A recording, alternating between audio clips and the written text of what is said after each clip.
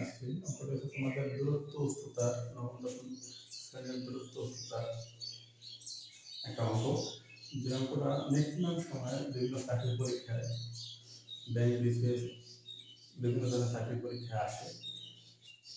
তো অঙ্কটা খুব ইম্পর্টেন্ট। তোমরা একটু দেখো, গত 14 তারিখে বিমান বাংলাদেশে এয়ারলাইন্স পরীক্ষায় গ্রাউন্ড অ্যাসিস্ট্যান্ট পদে অঙ্কটা আসে। অঙ্কটা হলো তোমার 14 ডিগ্রি লম্বা একটি মই দেয়ালের ছাদ বরাবর ঠেলে দিয়ে ভূমির সাথে 45 ডিগ্রি কোণ উৎপন্ন করে দেয়ালের উচ্চতা কত? তাহলে আমরা যদি একটু দেখি, এটা একটা দেয়াল, দেয়ালের সাথে এটা হচ্ছে মই, এই মই দৈর্ঘ্য হচ্ছে 18 মিটার। তো 18 মিটার দেয়ালের সাথে এমন কাজে ঠেলে দেওয়া আছে যার কোণ হলো 45 ডিগ্রি। তার 45 ডিগ্রি কোণ হওয়ার ক্ষেত্রে কি কি জিনিস হওয়া দরকার, এই জিনিসটা আমার জানা দরকার।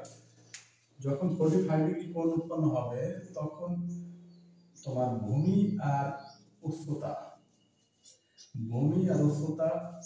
সবসময় এক থাকবে।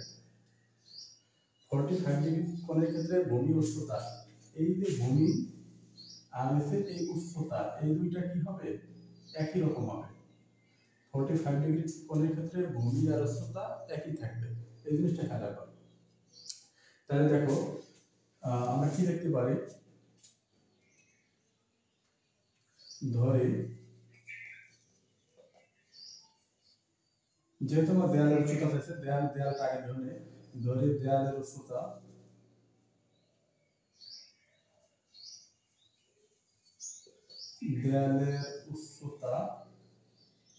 সমান এই মিটার।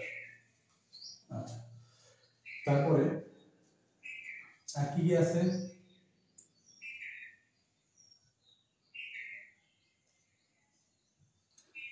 তাহলে কোন এ বি সি ত্রিভুজ এ বি সি এ কোন এ বি সি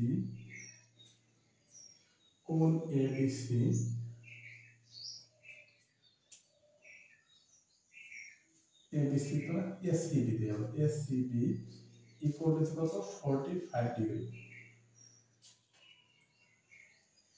এবং আর কি দেওয়া আছে? এসি ইকুয়াল টু কত? 18 মিটার। এখন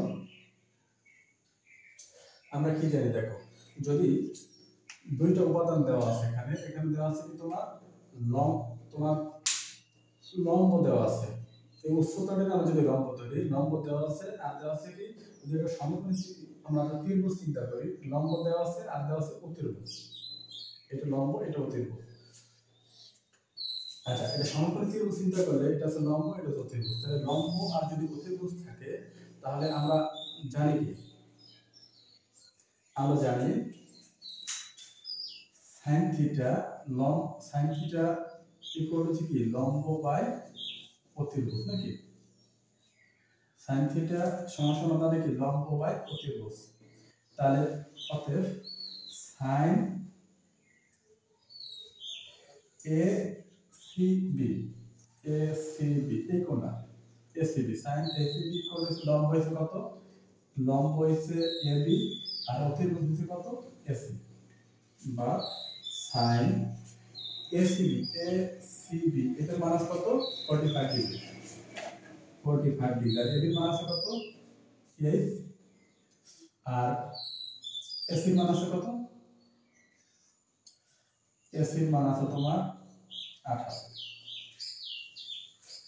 তো sin 45 ডিগ্রি মান হচ্ছে কত? sin 45 ডিগ্রি মান একটা জিনিস খেয়াল রাখবা, sin 45 ডিগ্রি মান আর cos 45 ডিগ্রি মান একই, 1/√2 ইকুয়াল টু h/18। বা আমরা যদি এটা আর গুণ করি, আর গুণ করি তাহলে কি হয় দেখো, √2h ইকুয়াল টু কত? 18, বা h ইকুয়াল টু কত? 18 ভাগ হচ্ছে কত? √2। এটা আরেকটু আমরা সংক্ষেপ করে নিতে পারি, যেহেতু তোমার চাকরি পরীক্ষায় ক্যালকুলেটর ইউজ করতে পারবে না, বা এস ইকুয়াল টু কত 18 ইনটু √2 ইনটু √2 তুমি উভয় পক্ষ হর হবে √2 দ্বারা গুণ করো, গুণ করলে কি হচ্ছে তোমার দেখো 18 √2 ভাগ হচ্ছে 2 আর √2 কে আমরা জানি কি একটা 2 2 আর √2 তাহলে স্কয়ার রুট স্কয়ার কাটা গেলে 2 তাহলে এই 2 দিয়ে যদি আমি 18 কাটি তাহলে 9 √2 তো 9 ইনটু √2 না তাহলে কত আমরা 1.414 এটা আমরা জানি। এখন যদি তুমি এটা গুণ করো তাহলে তোমার হয়ে যাবে 1.414 তাহলে কত কত হয় 12.72 মিটার প্রায়। এই হলো আমাদের অঙ্ক। ধন্যবাদ সবাইকে।